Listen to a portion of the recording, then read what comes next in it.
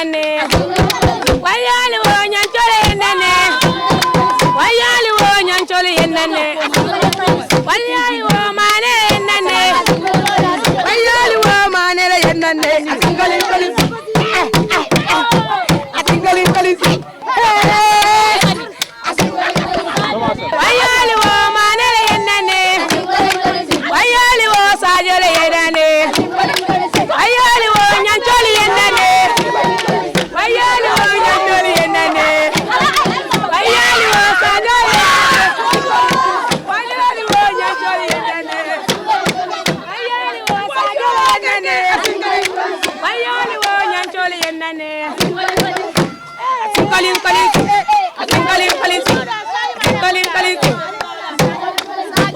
wo sajole yenane wayali wo sajole yenane wayali wo nyanchole yenane wayali wo nyanchole yenane wayali wo mane yenane wayali wo mane yenane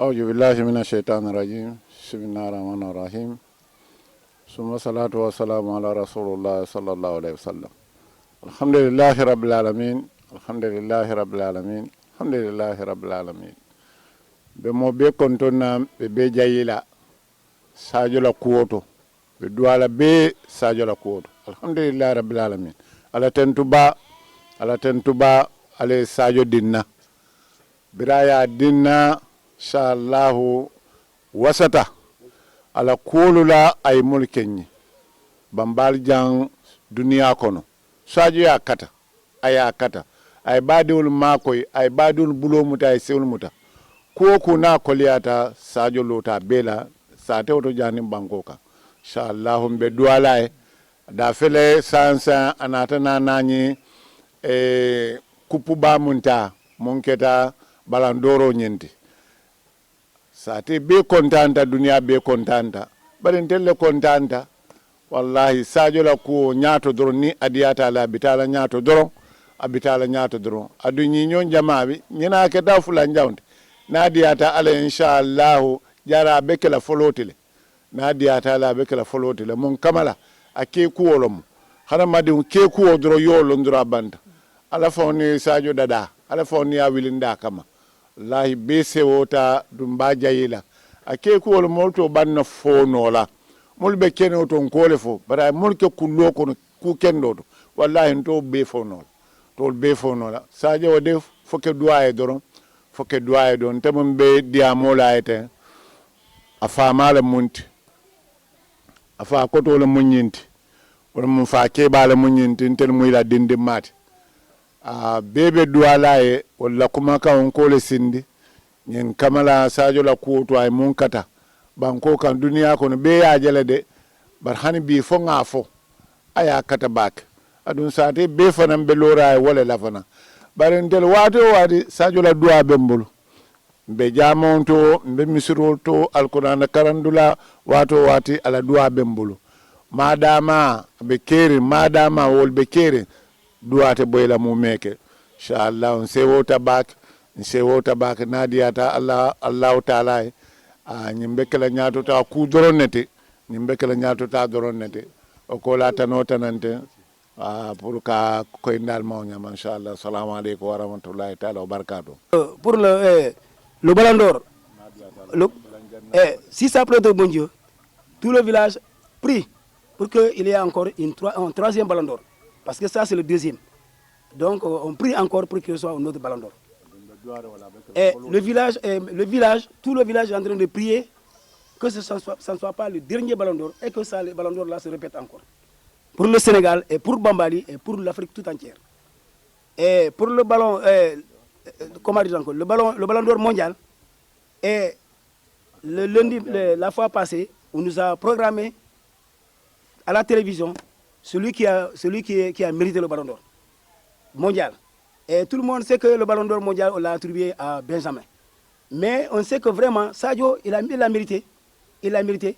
Et ce qu'on l'a donné, nous, on ne s'entendait même pas. On sait que vraiment, il doit prendre le ballon d'or. il doit être le premier. Mais s'il n'est pas le premier, il a pris le deuxième. Donc, quelle est la différence entre le premier et le deuxième? Le premier et le deuxième, ce sont les mêmes. Et ça n'a jamais été existé ici en Afrique. Un Africain qui vient dans le rang, le deuxième rang mondial, donc vraiment, ça c'est une première pour nous. Donc, et c'est une fierté pour tout le Sénégal et pour toute l'Afrique. Parce que le ballon d'or mondial, que Sadio la deuxième place qu'on a donnée à Sadio, c'est pour le Sénégal. Le Sénégal doit être fier. Mais l'Afrique aussi doit être fière parce que Sadio, il appartient à Bambali, il appartient au Sénégal, il appartient à l'Afrique, il appartient à tout le monde entier. Donc, c'est ça que l'imam du village, en même temps le père de Sadio Mané, vient de dire en mandingue. Donc, de façon ramassée, c'est ça que je peux vous traduire en français. Voilà, pour les investissements, tout le monde, l'imam, son père, l'imam en même temps son père, il a parlé de ce qu'il a investi ici. Premièrement, dans le village, la mosquée de Bambali, celui qui a réfectionné la mosquée de Bambali. Et tout ce que les gens ont besoin de là-bas, c'est lui qui l'a fait. En dehors de ça, le lycée de Bambali. Le lycée de Bambali a commencé dans des abris provisoires. Mais c'est grâce à Sadio que vraiment le lycée est devenu un lycée moderne. Tout le monde envie d'abord aujourd'hui le lycée de Bambali. C'est grâce à vraiment à sa réhabilitation, à ce qu'il a fait là-bas. Et en dehors de ça aussi, c'est grâce à Sadio que Bambali a eu un hôpital qui est vraiment de classe mondiale, je peux dire. Parce que Bambali n'a jamais eu un hôpital comme celle-ci. Et l'hôpital maintenant est transformé en district. Et j'ai même entendu que ça va dépasser le nom là, ça y aura un autre nom qui dépasse le district. Et c'est grâce à lui que vraiment maintenant les gens n'ont plus besoin d'aller à Sédhiou. Peut-être une opération. Et même l'opération à la longue, les gens n'auront pas besoin d'aller à Sédhiou pour faire une opération. Si quelqu'un est malade, faire l'opération à Sédhiou, ce n'est pas la peine. C'est parce qu'il reste encore. Alors, donc, l'essencerie, les gens sont là, on a besoin de l'essence. Chaque fois quand on a besoin de l'essence, il faut aller à Sédhiou pour aller payer l'essence. Mais maintenant, tout est supprimé. Les gens payent de l'essence à Bambali, même ici. Et ce n'est pas les gens de Bambali seulement qu'il a aidé dans ce sens-là. C'est toute la commune de Bambali, je peux dire toute la région de Sédhiou. Parce que l'essence peut être manquée à Sédhiou et que ça, quand les gens viendront ici, ils vont trouver de l'essence. Donc ça, dans ce sens aussi, vraiment, on l'apprécie trop, on le remercie. Okay. Voilà. Les parents aussi, Sadio a fait beaucoup d'investissements chez les parents. Il a construit des maisons, de très belles maisons. Toutes les personnes qui sont parentées à sa maman, à son papa, il les a fait construire de belles maisons. Donc vraiment, je peux dire que ça aussi c'est une bonne chose. Et aussi, même pour aller à la Mecque, Sadio a pris des gens dans la famille, même hors de la famille. Il a mené, depuis qu'il a commencé à mener des gens à la Mecque, jusqu'à présent, il est en train de conduire chaque année, au moins il amène 5 ou bien 6 personnes à la Mecque. Donc ça aussi, vraiment, c'est une bonne chose. Ouais, voilà ce que je peux dire de façon ramassée et ce qu'il a fait. C'est bien fait. Quoi. Ok, merci. Son père, il dit qu'il est deuxième pour le ballon d'or mondial. L'année prochaine, il sera premier.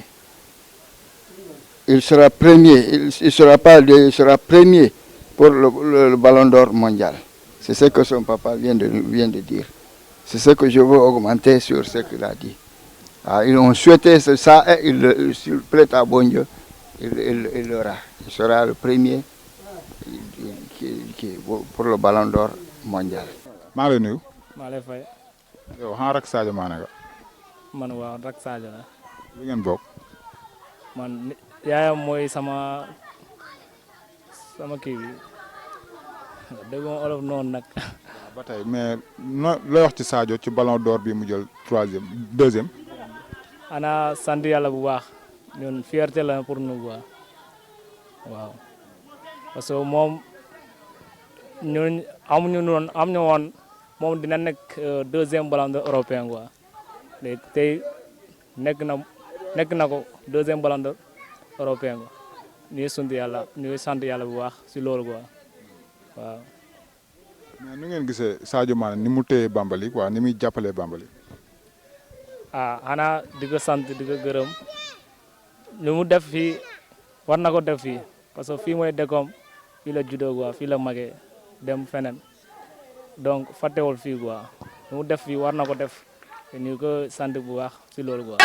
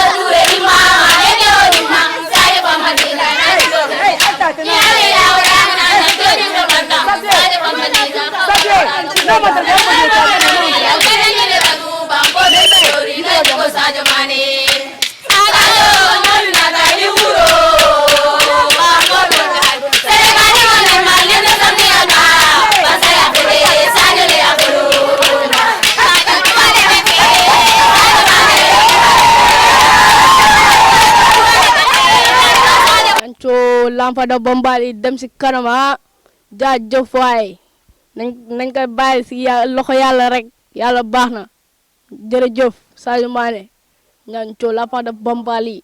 lu ma xam ci moom mooy teraangam parce que nit la boo xam ne am na xalaat te day xalaat mbokkam yi day xalaat xaritam yi fii ci Bambali li ma mën a ci wax li ma mën a wax ci moom dafa bëri trop parce que nit ñi ñu ngi koy gis. te toujours muy xalaat yóbbu ko ci dëkkam xale la boo xam ne man mi sama walla bopp recevoir na ma benn yoon mais ñëwam bi yëpp day xat mënuñ gisante mais moom xam na ne bu ma gisee rek dina xam ne kii mos naa toog ak moom te benn yoon la tu te rencontre Bambali nu muy ñëwee fii yëpp benn rencontre la def ak moom te pour gis ko problème la parce que dañ koy entouré gendarme yi ñoo ko te ñu bëri dañ koy bëgg a gis duñ ko mën a gis. mais nag lu mu mën a wax ci moom mooy xale bu yaru la te fàttewul ginnaawam waaw ku fàttewul ginnaawam kay ginnaaw lay am ku fàttewul ginnaaw billaay ginnaaw ngay am da ngay xam ne nit ñi dañ lay taxaw guddi ak bëccëg te loolu lañ fi fekk te loolu lañ koy defaral waaw. maanaam yéen a ko jàppale ci zahir ak si baatin. si zahir ak si baatin waaw si zahir ci baatin parce que. ñun ay transporteur lañu fii la ñu nekk man maay coxeur bi fii Sadio bu mu ñëwee day wàcc ñëw fii doxantu fii yëpp xool fii tefes bi yëpp xool loo xam ne fii war nañ ko mën a def bu demee mu ne dina ci xalaat te wóor na ma ne bu ci xalaatee dina ko ci def parce que dëkk boo gis bët da muy ñaan développement te fii boo seetee liggéey barewul di dëkk bu ndaw la mais bu ñu amee liggéey lañ ci kontaan te ñu ngi gis mu ngi def ay jalon yoo xam ne xam naa ne waa Bambali ñu bëri dinañ ci am liggéey. léegi ballon d'or mondial bi ñu ko nommé. devant ci kanamu nasaraan si yëpp. loolu waa Bambali nu ñu ko dundee. bon dañ ko dund ak tey ak vraiment ak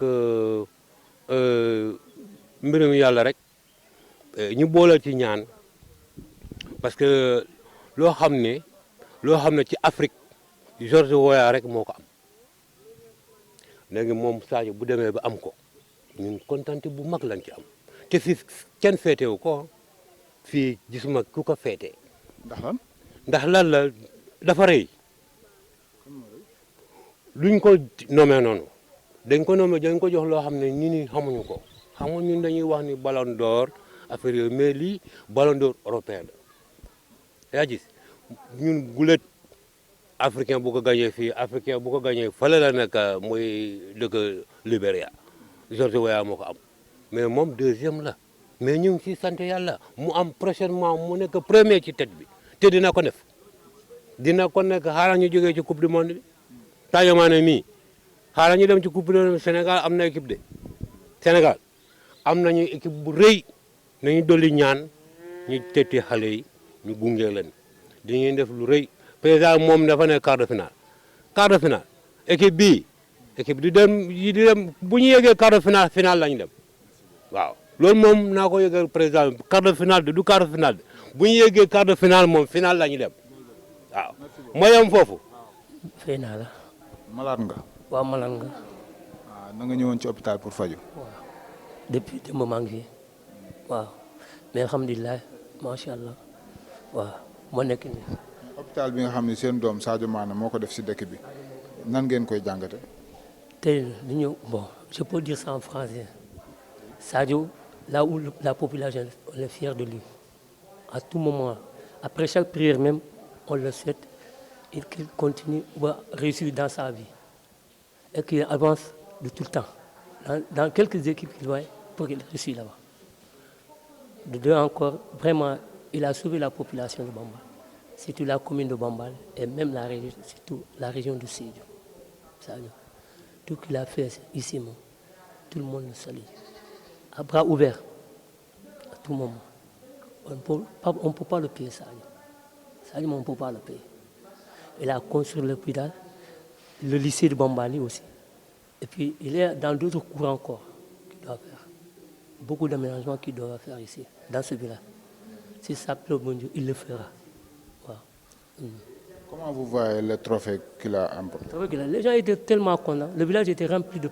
Les gens font venir partout. Même à Sédhiou, les gens quittent même Ziguinchor, Kolda, pour venir gibler cette coupe-là. Les gens étaient contents, tellement contents. On était ici presque à 3 jours. Les gens se sont regroupés à Bambal. Pendant 3 jours. Il n'y avait rien. Tout le monde mangeait à sa faim. Il y a pas... Personne n'a cessé d'être peut-être mécontent de ça. Mais tout le monde était fier. Voilà. Mais avant la réalisation de cet hôpital, comment vous vivez avec la santé? En ce moment, on est tellement fatigué. Parce que d'abord, il y avait la transaction entre Sédhiou et Bambal. C'était tellement difficile, la route. Pour avoir des cars, c'est un problème. En ce moment, les gens prenaient des motos. Si tu es un malade, il faut que quelqu'un s'assoie derrière le malade, il le tient jusqu'à Sédhiou. On a vu ça aussi. La route était un protagoniste. Surtout là, pendant l'hivernage, on a beaucoup souffert dans la route là. Mais quand, avec ces travaux-là, vraiment, ça a soulagé beaucoup de problèmes ici. Voilà ce que j'ai à dire. Actuellement, à Bambali, c'est quoi votre problème? Bambali, tout le monde, pendant toutes nos prières que nous faisons, on ne souhaite que la route soit butinée. Bambali, c'est juste soit butinée. Après ça, peut-être il faudra le village aussi pour faire en tout cas, le cours de ces roues-là. Toutes les routes qui font entrer de Bambali. Peut-être le fera. Mais ce qu'on sait en plus, qui est favorable pour nous d'abord, de faire la route Bambali-Sédhiou en qui soit butinée. C'est ça. Ok, merci beaucoup. Assalamu alaikum. Ntelum hadibi yayi Bambali. Temo Bambali kulte. Sadio Kunda. Sadio Mané alhamdulillah rabbil alamin. Alhamdulillah rabbil alamin. Ngala tentu ala koto ngala tentu ngakila tentu ngala jay. Kante Sadio. Alhamdulillah. Ngala tentu. Bir Sadio nyimbala ma commencé. Woni nyinan temu. Fo ala tento di anindua. Tere Sadio kante ay munke. Bambali jang. Fanga Allah taala tentu. Kante folo bir Sadio nyimbala mana. Anata ay jimalo. Ay jimalo ay banimba ala tento kan. Ay li selo Bambali jang. Ay li solo abo banna amurta ko ta optalulo. Birinda wojima fo lycée fo hôpital o fa manke Bambali tato mu dunya le tat kante école duniya bela ka karawot ha banko bank di nana ta yan ta karanel adi hôpital fan jaral bungno wo jaral bung mo kilim man tar jaral lewto mo ma bota dawo da banko munto na futa taje amankeria ni ya samba je nyanta jaralan do mu ala tentult wala nan tir Sadio Mané Bambali ja fo duwade ani ala tento wal ben tirbulu hadi bedu wala la sima ya ba ani jata keria ani harje firun Allah taala manso ani fenko mu barandoro mun gagné buru premiero fo deuxième fo duwade sa tenda salwat o salwat misiroto jimato suwakono ga alfati le tay alfati nkole ta na ala dani na kila dani Sadio la koto mbe loru wala ka ay munno Bambali jang ay munno duniya jang ay munno no na Sénégal jang ni anyon dole yo ken don bi Sénégal telala te Sadio mundo ko Bambali jang ni anyon dole yo ken bi ata Sénégal telala te wala nan ko ala tentu nga kila tentu nga ala jay nga kila jay alhamdulillah rabbil alamin jërë ngeen jëf mbokk téléspectateurs yi ñu doon suivre gis ngeen ko noonu ñu ngi woon fii ci Bambali mbokk yi xam ngeen nag Sadio Mané day fierté pour tous les Sénégalais te yaakaar naa ne dégg ngeen ñu ko mbokk yi waxee ñii wax nañ ko ci langue bi ñu xam ñii wax nañ ko ci wolof ñii wax nañ ko ci français te war nañ leen li nga xam tam mooy ab bisu boo xamante ni ba ko yàlla dimbalee ci nasaraan si ci wàllu football ñëwaat na indi ay teraangam samp ko fi nga xamante ni fa la doore muy Bambali gi nga xam fi la fekk baax tabax na fi école tabax fi hôpital defar ci kër yi yenn kër yoo xam ne vraiment fexe na ba kër yi ñoŋ fexe tamit kër gi nga xam mooy kër cosaanam mi ngi nii sama ginnaaw fexe ba mu yaatu macha allah dégg ngeen seede yi gis ngeen tamit li mu réalisé mbokk yi nag ñu loolu appel la boo xam c'est pour tous les Sénégalais képp koo xam yàlla mi ngi lay dimbali ngay for dara ci nasaraan si wala ngay for dara ci football wala ngay for dara ci leneen lu mu mënti doon rek defal ni Sadio Mané parce que Sadio gis naa ni kii référence la ci Sénégal référence la tamit ci àdduna gépp donc ñu ngi koy ñaanal yàlla may ko sutura àggal yéenam ci dëkk bi àggal yéenam ci Sénégal coupe du monde bi ñu jëm tamit yàlla may ko ci ay succès yu am solo raaya gi nga xam ne tubaab bi tabb nañ ko muy ballon d'or nekk ci deuxième li ma ci gën a neex nag mooy lépp dañ ko tabb ci wàllu social teg ci dégg nañ ci interview mu wax ni lépp dafa bokk ci li nga xam ba muy ndaw ba tey dafa bokk ci ay rêve am muy màgg bay dimbali ñi nga xamante ni dañoo nekk ci entourage am te loolu yàlla mi ngi ko koy may kon yàlla na ko yàlla àggale ci sagom ñu ngi ñaanal kilifaam gu jigéen nga xam moom la fi dese yàlla dëgëral ko këng ba mu dugal ci bor bi ay paasi màkk mu màgg ban koy weer ak a weri